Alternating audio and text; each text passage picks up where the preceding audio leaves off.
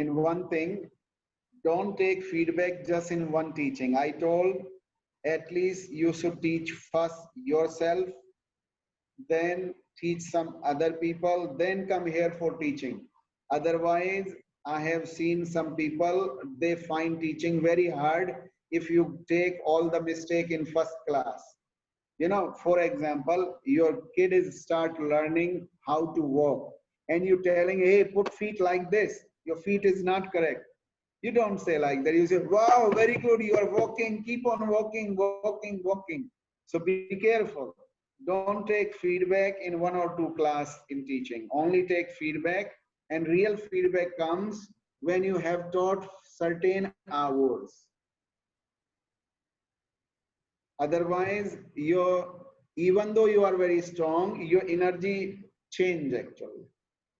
You, you should get some appreciation in beginning when you start doing new things. And then you can understand it as well. Otherwise, you're not going to accept the feedback given by the people. You only understand the feedback when you really realize it. People giving feedback, you taught, so no. According to me, one-to-one practice and then some little group practice, then all of you come and then one student teach. I think that's why I talk with the Rohit. He say, no, now all students are doing first. We will take the new later on. So he organized in that way. Now you can start doing a lesson plan, 1 hour lesson plan. Do you have decided your titles? If you decided title, let me know, and you can ask anything to me as well in that. I will assist you. Yes, Laura? When you say a title, could you give some examples just so I know I'm thinking the same thing that you are? Yeah, like for you, flow yoga for 1 hour, or like hatha yoga, hatha flow yoga, hatha vinyasa yoga, beginner intermediate class, or hip opening, or like balance yoga for positive health for all the organs, or like a chest opening, working on the chest and lower back if you want to develop the good back bending, but back bending class should be not for beginners. Okay, thank you. Class like that, you take any example, or you can search on internet as well now what you want. Your idea you put on internet, and from there you get some more ideas, and then decide some title. There you can discuss your title just now as you asked. Okay, any other? Yes, Anand. Should we include the asanas that we want to do in the class? Anna, can you increase the volume? Should we include all the asanas that we want to do in the class? Right, you can choose any asana whether it is taught to you or not. But if you are confident, you can include it.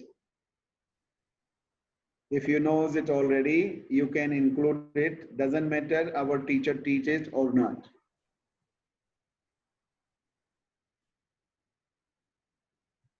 Yes. Any other?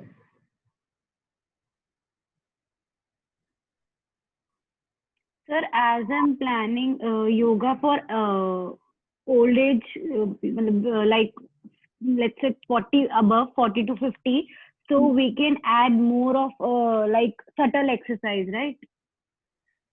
And some meditation and pranayama.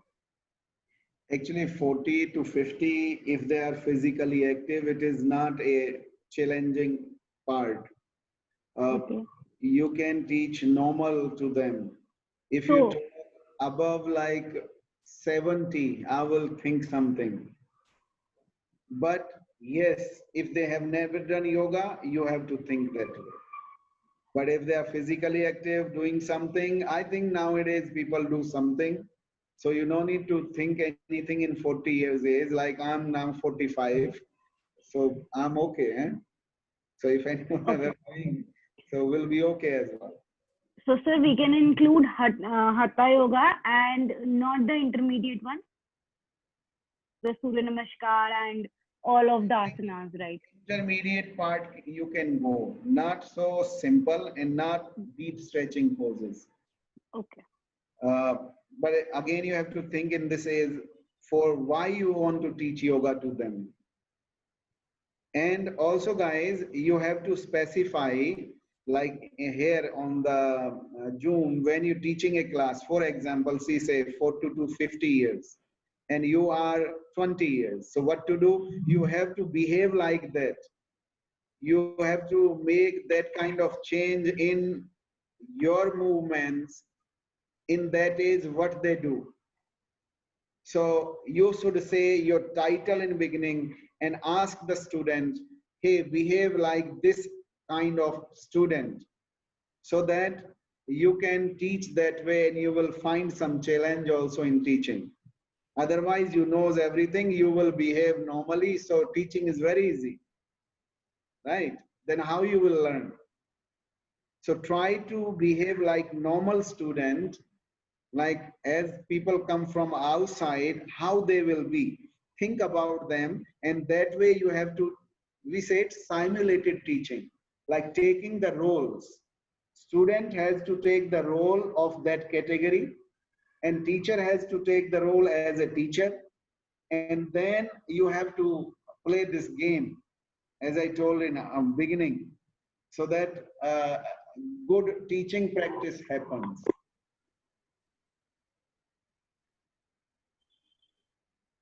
Thank you, sir. Thank you.